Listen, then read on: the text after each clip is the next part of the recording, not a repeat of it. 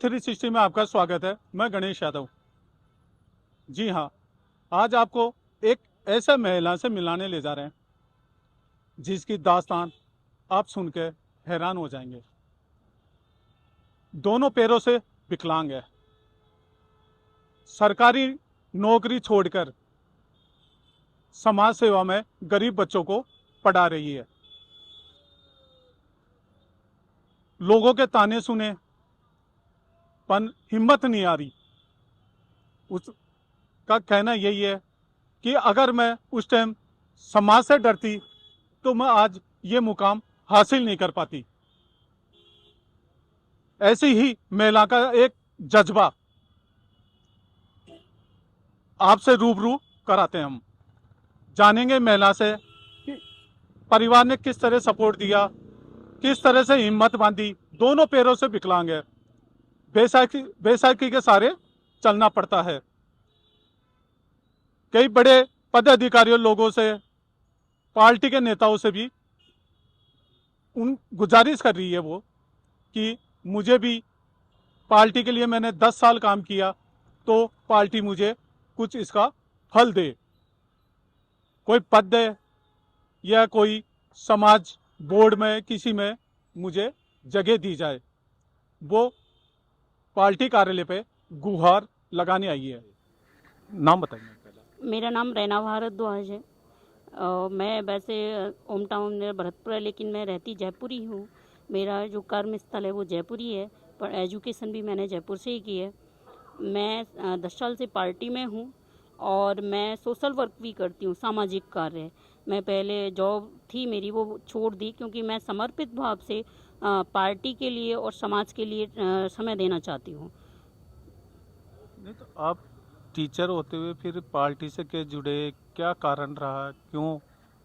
हमारी जो पार्टी है भाजपा, वो अंत्योदय की बात करती है। अंतिम पंक्ति में खड़े हुए व्यक्ति को भी आगे लाने की बात की जाती है, तो मैं उसी अंतिम पंक्ति में खड़ी हुए व्यक्ति हूँ। और मेरी सोच ये है कि एक 3rd ग्रेड टीचर रहकर व्यक्ति सिर्फ अपने लिए खाने कमाने वाली व्यवस्था कर सकता है, बाकी का हम अगर किसी अदर पर्सन के लिए या अदर व्यक्तियों के लिए करना चाहें तो हम वो कर नहीं पाते। तो मेरी सोच ये है कि जब हमें औरों के लिए करना है तो हमें समाज से जुड़ना होगा, और समाज से जुड़ने के लिए हमें किसी मंच की ज़रूरत होती है, और बिना पार्टी के मंच नहीं होता। और अगर मंच नहीं होगा तो व्यक्ति कोई सुनने वाला भी नहीं होता। मंच पर जो व्यक्ति होता है उसी की बात सुनी जाती है। तो इसलिए पार्टी और पार्टी में मैं अपनी पार्टी की विचारधारा से बहुत ज़्यादा प्रभावित हूँ। सबका साथ, सबका विकास, सबका प्रयास, ये सारी चीज़ें मोदी जी की मुझे बहुत ज़्यादा प्रभावित करती हैं। मैं सबसे बहुत ज़्यादा प्रभावित होने के कारण मैं पार्टी से जुड़ी हुई हूँ। पहले मैं जिले स्तर पर था, मैं जिला मंत्री थी। उसके बाद मैं प्रदेश में युवा में हूँ, सह संयोजक PRT में, और मैं तो निरंतर रूप से कार्य करती रहती हूँ। मैं तो अब जयपुर में मैंने सभी के साथ चुनाव प्रचार में भी अपनी पार्टी को लाने के लिए और अपना राजस्थान को कांग्रेस मुक्त करने के लिए वह तक जितना हो सकता था उससे ज़्यादा प्रयास किया। अभी तक सोशल वर्क में अभी तक कितने बच्चे अभी को पढ़ा रहे हैं, कितने जुड़े हुए हैं आपके साथ? मेरे समथिंग मैंने 100 बच्चों को, 100 को कम से कम काफ़ी एजुकेशन दे दिया। जो बच्चे किसी कारणवश, जो कच्ची बस्तियां होती हैं, उनमें क्या है कि वो बच्चे स्कूल नहीं जाते, तो स्कूल नहीं जाते और नहीं उनको शिक्षा का कोई ज्ञान है और नहीं वो शिक्षा लेना चाहते हैं। लेकिन मैंने उनको शिक्षा देने का कार्य किया है। और जो जो व्यक्ति मेरे से जुड़ता जाता है वो ये कहता है, कहीं किसी भी जिले का हो, कि आप का वर्क बहुत अच्छा है, तो और वो अपनी इच्छा जाहिर करते हैं कि हमें भी इस चीज़ से जोड़ो। तो मैं उस जिले के लिए खोलने के लिए उस चीज़ को प्रेरित करती हूँ कि आप भी जाएं कच्ची बस्ती में, टाइम दें, 1 घंटे 2 घंटे जितना दे सकते हैं। और मैं जो भी शिक्षा ये कार्य करती हूँ वो सिर्फ अपने बलबूते पर करती हूँ, ना कि किसी NGO के थ्रू। मेरे जो बच्चे थे पहले, जो कुछ भी नहीं जानते थे, अब वो बहुत चीज़ें जानने लगे हैं। मुझे इस बात की खुशी होती है कि देखो, एक दिन दान देने से बेटर है कि कुछ ऐसा दान दिया जाए जो बच्चे के फ्यूचर में काम आए। मैं ये सोच के वो सोशल वर्क करती हूँ। और कुछ कार्य ऐसे भी करने चाहिए कि हमें जाने के बाद भी उस चीज़ को लोग याद रखें। एक तो कच्ची बस्ती में जब आप लोगों से मिलने जाते होंगे, उनके परिवार वालों को समझाना एक बहुत मुश्किल काम होता है। तो फिर आप बच्चों को कैसे वहाँ से खींच के एक पाठशाला के अंदर लेके आए आप?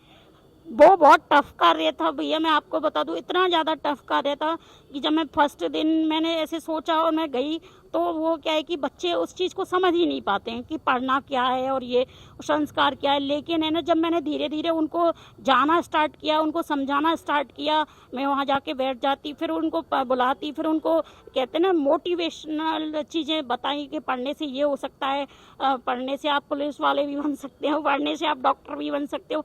तो इनमें उनमें एक नया जोश लाने का भी कार्य किया, उनकी साइकोलॉजी चेंज की कि सिर्फ आपका काम यही नहीं है कि कूड़ा बीनना या ऐसे वो भी नहीं, आपको आगे भी आना है, आप भी पढ़ सकते हो। तो ऐसी चीज़ें मैंने, और फिर क्या है कि बच्चों को इकट्ठा करने के लिए उनके लिए कुछ खाने पीने के लिए चीज़ें भी ली जाती हैं, जिससे ना बच्चों में थोड़े धीरे धीरे वो आता जाता है कि आना है, पढ़ना ज़रूरी है। और जब वो नई नई चीज़ें सीखते हैं ना, तो उनका भी मन करता है, ऐसे ऐसे करके फिर जुड़ाव हो जाता है और फिर बहुत सारे बच्चे आने लग गए। फिर कोई इसमें आपको कितनी परेशानी आई कि आपको जैसे इसमें समय लगा होगा आपको काफ़ी? बहुत समय हाँ। बहुत ज़्यादा समय लगा, और डेली आना और डेली जाना और डेली उनको टाइम देना बहुत टफ था। और जब मैं उनको पहले जाती थी तो मुझे ऐसा लगता था कि मैंने शायद कुछ ज़्यादा टफ कार्य ले लिया है हाथ में। लेकिन जब वो बच्चे सीखने लग गए ना, तो मेरी हिम्मत और हौसला और बढ़ने लग गया। मुझे ऐसा लगा कि मैं कुछ ऐसा कार्य कर रही हूँ जिससे मुझे समाज याद रखेगा और मेरे से लोग प्रेरणा लेकर और भी कुछ कार्य करेंगे, जिससे और लोग भी शिक्षित होंगे। भैया, एक दिन मेरी सोच सिर्फ इस चीज़ पर डिपेंड ज़्यादा होती है कि एक दिन दान दे दिया, क्या हो जाएगा उससे, उनकी पार नहीं पड़ेगी। तो उनको ऐसा किया जाए कि वो शिक्षा से जुड़ें। और अब उनमें से कई लोग बच्चे बहुत इंटेलिजेंट हो गए। देखो, इंग्लिश में काउंटिंग करने लगे, इंग्लिश में टेबल बोलने लग गए, बहुत सारी चीज़ें, नाम पढ़ने लगे, नाम लिखने लगे। तो मुझे इन चीज़ों से बहुत ज़्यादा खुशी होती है। मुझे ऐसे लगता है कि, और उनकी आंखों में मैं अपने लिए निस्वार्थ भाव देखकर मुझे वो सारी भरपाई हो जाती है, मैं जो परेशान होती हूँ। कई बार आपके जैसे घर में परिवार के लोग भी कहते होंगे कि क्या फालतू का काम, ये किस तरह का, इसे बार बार उनके लोगों को समझाना और वो करना। और परिवार में कभी इस तरह का हुआ कि परिवार वालों ने कभी मना किया, भाई आपने नौकरी छोड़ दी, नौकरी छोड़ के ये समाज सेवा कर रहे हो? आपको बता दूं कि मेरे जो परिवार है, जो मेरी फैमिली है, मैं आप भैया आपके चैनल के माध्यम से यही कहना चाहूँगी कि मेरे जैसा परिवार, मेरी जैसी फैमिली हर उस बच्चे को मिले जिसकी ऐसी फिजिकली प्रॉब्लम होती है। क्योंकि मेरी फैमिली ने मेरा हमेशा सपोर्ट किया। जब मेरी जॉब थी तो मैंने कहा कि मुझे जॉब छोड़नी है और मुझे ना आगे ज़्यादा पढ़ना, कि वो BA BEd के तुरंत बाद हो गई थी। तो उन्होंने कहा आप आगे पढ़ें। फिर मैंने MA MEd किया, फिर PhD। तो और फिर उसके बाद मैंने कहा कि मुझे तो सोशल वर्क और राजनीति में ही अपना वो करना है। तो उन्होंने कभी इस बात पे ऑब्जेक्शन नहीं किया। मेरे मदर, फादर, मेरे ब्रदर, मैं एक ही सिस्टर हूँ, 4 ब्रदर हैं, और मेरे फादर फर्स्ट ग्रेड अधिकारी हैं। तो उनकी सबकी ये सोच थी कि जिस चीज़ में मैं खुश रहूँ वो कार्य करूँ। तो उनका जो सपोर्ट है मेरे लिए, मैं आपको बता दूं कि हर उस बच्चे को ऐसा परिवार मिलना चाहिए मेरे जैसे को, जो है ना कि मेरी तरह, मेरे जो परिवार की तरह की खुशी का ध्यान रखा जाए। मेरे परिवार की सोच ये है कि मैं जिसमें खुश हूँ, और मैं इन दोनों कार्यों में खुश हूँ, पार्टी में काम करके और समाज सेवा करके। तो उनकी खुशी भी इसी में। आप पहले किस जगह पे टीचर थी, पोस्टिंग थी कहाँ? मेरा भरतपुर बयाना के पास एक ब्लेस था, उसमें थी। तो आपके एक थोड़ा सा अलग हटके सवाल कि आप ये जैसे शुरू से हैं या कोई के कारण, कोई किस कारण से ये इस तरह? मेरे शुरू बचपन से ही है। जब मैं 9-10 दिन की थी समथिंग, तभी मेरे कई बार ऑपरेशन हो चुका था। मेरे फादर वो हैं, मेरे आए, मेरा 9-10 बार ऑपरेशन हो चुका था। फिर उसके बाद है ना, डॉक्टर ने ये कहा कि बैकबोन से ही प्रॉब्लम है, तो बैकबोन से ऑपरेशन करवाया जाएगा। अगर आप उस ऑपरेशन को करवाएंगे तो है ना, हो सकता है ये हमेशा बेड रेस्ट रहे। तो लेकिन पापा ने कहा कि जब मैं 9th क्लास में आ गई, तो मैंने एक बार पापा से ये भी क्वेश्चन किया था कि पापा मुझे स्कूल नहीं जाना। पापा ने बोला था क्यों? मैंने कहा कि बच्चे देखते हैं तो मुझे थोड़ा अच्छा फील नहीं होता, कि वो हंस भी जाते हैं मेरे चलने से और उससे। तो पापा ने बोला कि बेटा नो नॉलेज पे है, ये थोड़ा इमोशनली सवाल है कि no knowledge without school college. बेटा अगर आप स्कूल कॉलेज नहीं जाओगे तो आप में नॉलेज नहीं आएगी। तो है ना, फिर मैंने, और आपको निरंतर आगे बढ़ के देखना है, कभी पीछे नहीं देखना। तो मैंने हमेशा उस अपने फादर की बात को, और मदर ने कहा कि नहीं आपको पढ़ना है, और जब आप पढ़ जाओगे ना तो आपकी जो कमी है वो आपको कभी नज़र नहीं आएगी। तो मैंने हमेशा फिर उस चीज़ को सोचा, और पापा ने कहा कि आपको तो मैं ये देखना चाहता हूँ कि आप बहुत आगे हो, कभी पीछे नहीं। तो मैंने यही सोचकर फिर उस दिन से कभी पीछे नहीं देखा, फिर मैंने निरंतर पढ़ाई की। और फिर अब लोग मुझे देखकर ये कहते हैं कि आप कैसे करते होंगे अपने वर्क, तो मैं ये कहती हूँ आई एम ऑल राउंडर।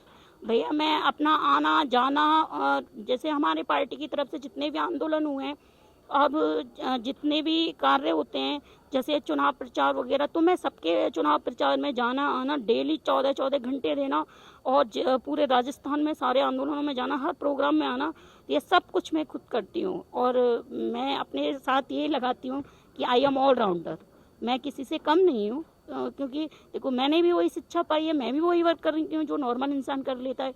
तो फिर मैं अपने आप को फिर अब थोड़ा नहीं फील करती। भाई परिवार ने आप लोगों का साथ दिया, आपका समाज ने कितना साथ दिया? समाज ने भी देखो काफ़ी साथ दिया। को पढ़ाए हो तो किस तरह से रहता है भाई उनका? जैसे मान लो आप आज इधर आ गए तो फिर स्कूल किस तरह नहीं, बच्चों उनका का? मैंने टाइम शाम का निश्चित कर रखा है 3:30-4 बजे का, इसीलिए क्योंकि मैं दोपहर में इधर उधर आ जाती हूँ, पार्टी के भी काम है, तो फिर मैं चली जाती हूँ। और जैसे मिस भी हो जाता है तो मैं संडे को ज़्यादा टाइम दे देती हूँ। तो अभी कितने बच्चे जुड़े हुए हैं आपसे ऐसे? समथिंग होंगे 30-35 बच्चे। तो ये अभी ये पढ़ाना ये किस जगह चल रही है? मेरा गांधी पथ पे चलता है। ये अपने हाँ, गांधी तक। वैशाली गांधी पथ। तो एक छोटा सा सवाल हो एक और है, जैसे आपकी ये दिक्कत हो गई तो आपको खुद एक हिम्मत टूटी या क्या रहा कि अब मैं आगे क्या कर पाऊंगी? किस तरह का मोटिवेशन आपको मिला? मैंने बोला ना कि कई बार देखो ये तो एक अपने उस चीज़ के ऊपर डिपेंड है कि है ना हम क्या सोच लें, है ना, साइकोलॉजी के ऊपर चेंज। और दूसरा सपोर्ट करने वाले हो, जैसे मदर फादर ने मुझे बार बार सपोर्ट किया कि ये कोई दिक्कत नहीं होती। और फिर मैं ईश्वरवादी हूँ, मैं भगवान को बहुत मानती हूँ, और मेरी सोच ये है कि जो भगवान ने दिया है उसे, मेरे फादर बार बार कहते हैं कि उसको स्वीकार करना चाहिए, तो मैंने उसको स्वीकार कर लिया है। और मैं अपने आप को, जो लोग देख के ही भले ही कुछ भी समझ रहे हैं, लेकिन मुझे ये लगता है कि मैं नॉर्मल इंसान से ज़्यादा वर्क कर सकती हूँ और करती भी हूँ। मैंने अपनी पार्टी के लिए भी अभी चुनाव टाइम में भी 14-14 घंटे काम किया है। तो आप बताएं, आप कहाँ वो कमी रह गई, है ना? देखने वालों का क्या, वो तो कुछ भी सोच रहे हैं, वो उनकी मानसिक स्थिति है, हमें क्या दिक्कत? सही है ना, हमें तो आगे बढ़ना है, ये सोच के आगे चलती हूँ मैं। एज क्या हो गया आपकी? मैं 38। 38 जी। और हाइट जैसे? क्या? हाइट 4 फीट 2 इंच होगी, समथिंग 4.5 के करीब हो। तो देखा आपने महिला के अंदर कितना जज्बा है, कितना जुनून है। भला सरकारी नौकरी कौन छोड़ता है? फिर भी नौकरी छोड़ दी। टीचर थी, सरकारी स्कूल में टीचर थी, जो भरतपुर में पोस्टिंग थी। उनका कहना यह भी है कि मुझे, जब मैं रास्ते से जाती थी तो लोग मुझे चिढ़ाते थे, स्कूल जाना बंद कर दिया था कि विकलांग है, इस तरह की है, तो उस तरह से लोग ऐसे घृणा से करने लग गए थे। पर फिर भी अगली ने हिम्मत बनाई और बीएड करने के बाद में आज टीचर के पद पर से छोड़ने के बाद आज गरीब बच्चों को, ऐसे गरीब बच्चे जिनको उस सपना है कि मैं इन गरीब बच्चों के लिए कुछ ऐसा कर जाऊं जो आज ये बच्चे मुझे जिंदगी भर याद रखेंगे कि वो कोई मैम थी जिसे अनजान थी, न जान न पहचान थी।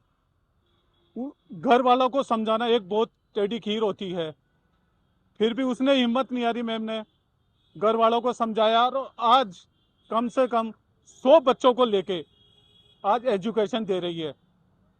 ऐसी महिलाओं को सलाम तो बनता ही है। वीडियो जर्नलिस्ट मालचंद गोस्वामी के साथ गणेश यादव, थिंक 360, जयपुर।